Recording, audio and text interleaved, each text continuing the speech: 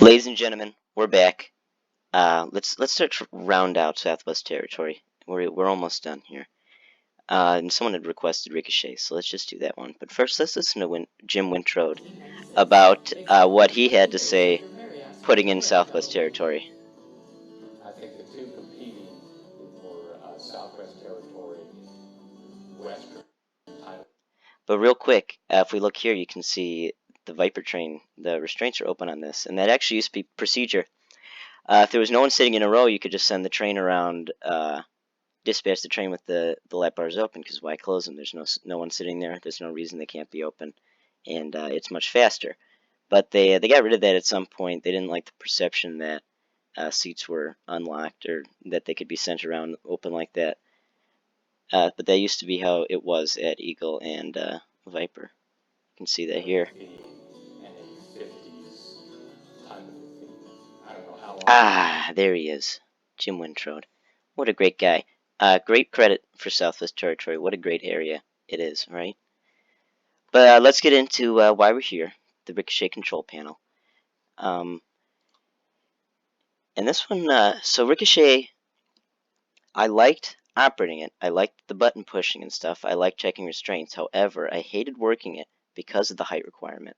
And the height requirement, if I remember correctly, I'm pretty sure it was 40. It was either 42 or 48 with an adult. But you had to be 54 or above to ride alone. And so if like two 49-inch kids came up or two 53-inch kids came up, neither of them could ride because they both needed to be accompanied by someone that was over 54 inches tall.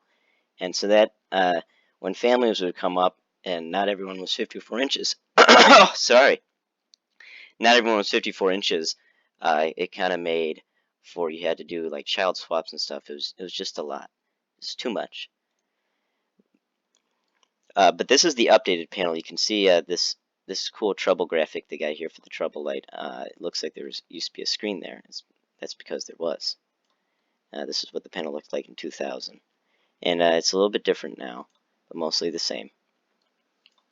Operators 1, 2. So I think this is the first flat we've gone over that has this switch, and a lot of them have it. So you put it in 1 if one person's operating, and you put it in 2 if 2 people are operating. And the difference is, so all these flat rides have a foot pedal. You can see it down there. And if you take your foot off the pedal at any point while the ride is running, it'll act like a ride stop. And so if you're in the 2-operator mode, you don't have to put your foot on the foot pedal. However, to start the ride, the enable panel person has to push and hold their button, and then you push the ride start, and that starts the ride. And the enable panel on this ride is right here, this little great looking thing. And there was 1 year, I think it was either 16 or 17, that they brought back a lot of the double operator flats, like Triple Play, Ricochet. All these rides ran with 2 operators for the first time in many years. But it ultimately was a failure because they didn't really think about how to best efficiently use those 2 people. Like on this one, the weird thing is they would never have 2 people checking the harnesses, which are the most involved part.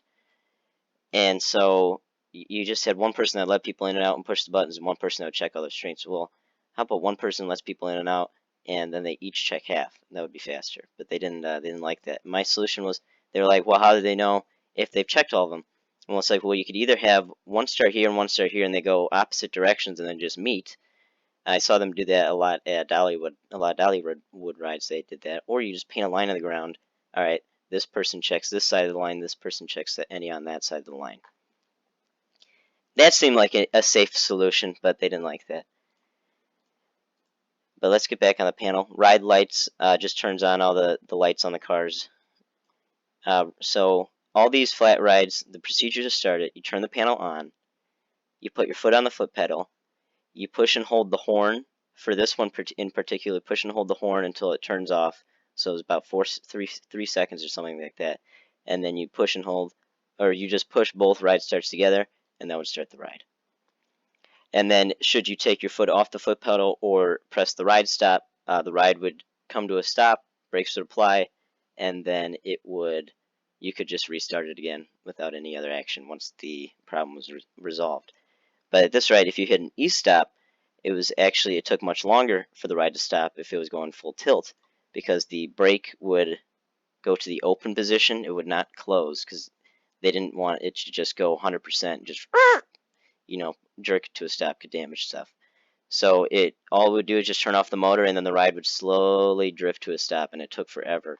And I remember once I was operating and I had a trouble light that triggered the E-stop, and oh my god, it was going around for like 3 minutes, and I just kept telling people, hold on, we're getting there, we're slowing down, everyone start rocking, let's get some resistance on this thing, let's get her stopped so I can get you guys off.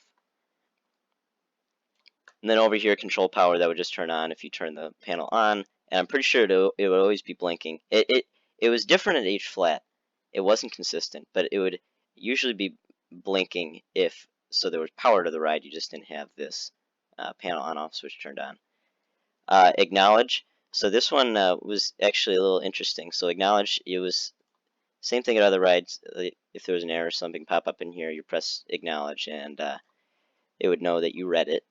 But also, when the ride was going, you could push and hold the acknowledge button, and the trouble light would flash every time it got a communication from the slip ring or whatever. And so the cars would still be communicating with the center of the ride, even though it was rotating, and it would use some sort of slip something was what it was called. And you could check that the communication was working properly. I mean, maintenance could.